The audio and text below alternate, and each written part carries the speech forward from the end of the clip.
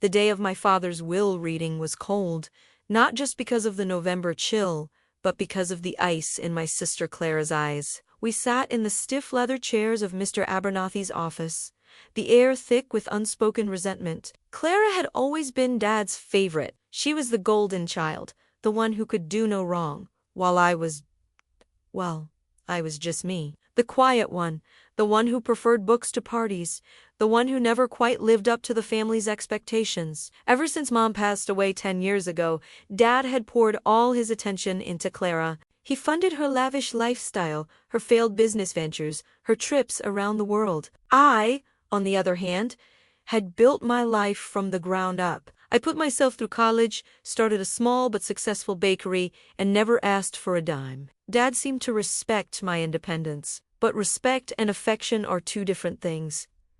Mr. Abernathy cleared his throat, the sound echoing in the silent room. He adjusted his glasses and began to read. The legal jargon was a blur, but the gist was clear. The family home, the stock portfolio, the art collection, it all went to Clara. My name was mentioned only once. I was to receive a small, almost insulting sum, just enough to say I wasn't completely forgotten. Clara's lips curled into a smug smile. She leaned over, her voice a venomous whisper meant only for me. See, I told you. You deserve nothing. You were always a disappointment. Her words were like daggers, each one hitting a wound I thought had long since healed. I just stared straight ahead, focusing on a crack in the plaster wall, trying to hold back the tears that threatened to fall. I wouldn't give her the satisfaction. I had expected this, hadn't I? I had prepared myself for the worst. Still, the finality of it all was a heavy blow. It wasn't about the money. It was about the validation, the acknowledgement that I, too, was his child, and in his final act, he had made his preference painfully clear. Just as Mr. Abernathy was about to close the file, he paused. "Ah, wait a moment," he said, peering at a note clipped to the inside of the folder. "There appears to be a second envelope." Mr. Thompson's instructions were very specific that this was to be opened only after the primary will was read. Clara scoffed. "Probably just another love letter to his precious daughter," she muttered, but I could see a flicker of unease in her eyes. My heart, which had felt like a lead weight in my chest, gave a little flutter. A second envelope. What could it possibly contain? Mr. Abernathy carefully broke the wax seal. Inside was a single, folded piece of paper and a small, old-fashioned key. He unfolded the paper and began to read. This time, the words were not in legalese. They were my father's words, his familiar handwriting clear on the page. "To my dearest children," it began. "If you are reading this, it means I am gone. Clara, my star, I have given you the means to continue the life you are accustomed to.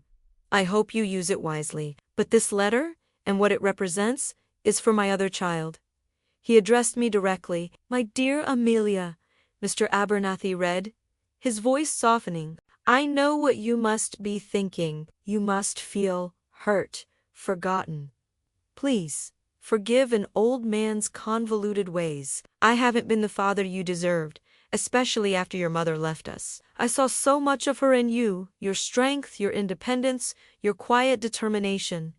It pained me, I admit. It was easier to spoil Clara than to face the reminder of what I had lost." Tears were now streaming freely down my face, but they weren't tears of sadness, they were tears of shock, of a lifetime of misunderstanding beginning to unravel. The letter continued. "I saw you build your life, Amelia. I saw you succeed on your own terms, without my help. And I have never been more proud. The greatest gift a parent can receive is seeing their child become a capable, kind, and resilient adult. You gave me that gift. The money, the house, those are just things, they can be lost as easily as they are gained. I gave them to Clara because, frankly, I worried she wouldn't survive without them. But you, my Amelia, you are a survivor. You don't need my money." My breath hitched. Clara was pale, her smug expression replaced by one of disbelief. "What I have left for you is something far more valuable," the letter went on. "It is the one thing your mother and I built together from scratch. It is our legacy. The key in this envelope is to a safe deposit box at the downtown bank. Inside, you will find the original deed to the old waterfront property, the one where I always dreamed of opening a restaurant. You will also find the seed money I set aside for it, an amount equal to everything I have given Clara over the years. It's all there, waiting for you. It's not a handout, Amelia. It's an investment. I am investing in your dream, just as you have always invested in yourself. My mind raced back to my childhood. The waterfront property was a derelict plot of land Dad bought ages ago. We used to go there on weekends. He'd talk for hours about his vision for a seaside bistro, a place where families could gather. I had inherited that dream. My little bakery was just the first step. My ultimate goal was always to open a full-fledged cafe, maybe even a restaurant, by the water. How did he know?